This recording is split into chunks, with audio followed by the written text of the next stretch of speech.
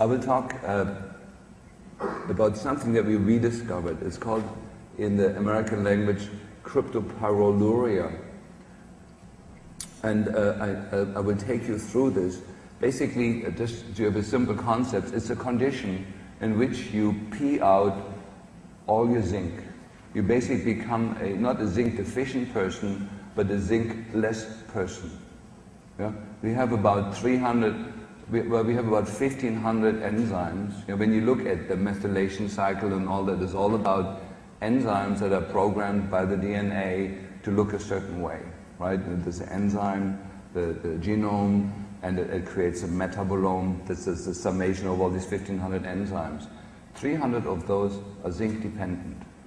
When you pee out all your zinc, the body, to survive, substitutes the zinc in the enzyme with another 2-valent metal and grabs whatever it can from our toxic environment. Usually that's cadmium if your parents smoke, or it's lead if you live in a home that has lead residues, or it's aluminum from the cookware or from other sources, or it's mercury from your mother, usually the transplacenta transfer of mercury from mom into you. Mom discharges 2/3 of her entire body burden of mercury into the firstborn child. And if the firstborn child is a boy, he's out of luck, because testosterone has a dramatic synergistic effect with mercury.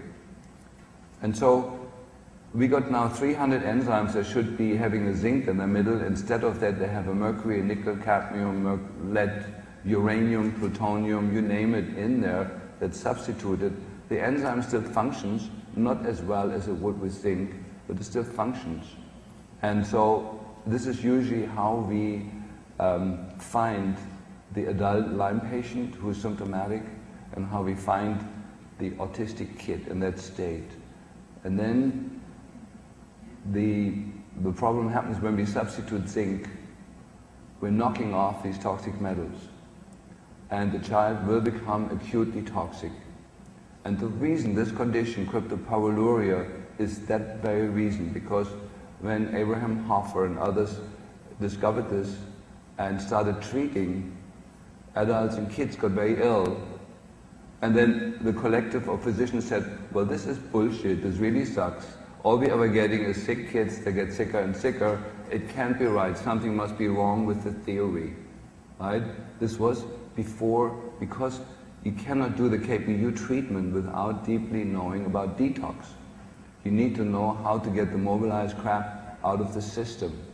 And so I tried the KPU treatment 20 years ago when I first learned about it. I had another bout with this 10 years ago, another bout 5 years ago.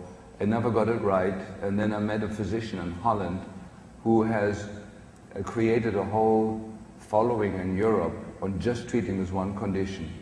And he has dramatic results with autism, dramatic results with all the psychiatric patients, dramatic results with Lyme disease. And I watched him what he was doing different, and he was using my detox protocols that he copied off my website, that he had learned everything from me, and had coupled it with the traditional KPU treatment, and suddenly there was this golden egg that I was looking for the last 35 years as I've been in practice. And so I brought that back here about a year ago and ran my first trial runs with people, and it was very dramatic. And so I want to share with you what this condition is, a little bit on the science, take you through it, through the treatment. It's all easy, it's simple, it's inexpensive. This is the least expensive treatment you've ever given to your children.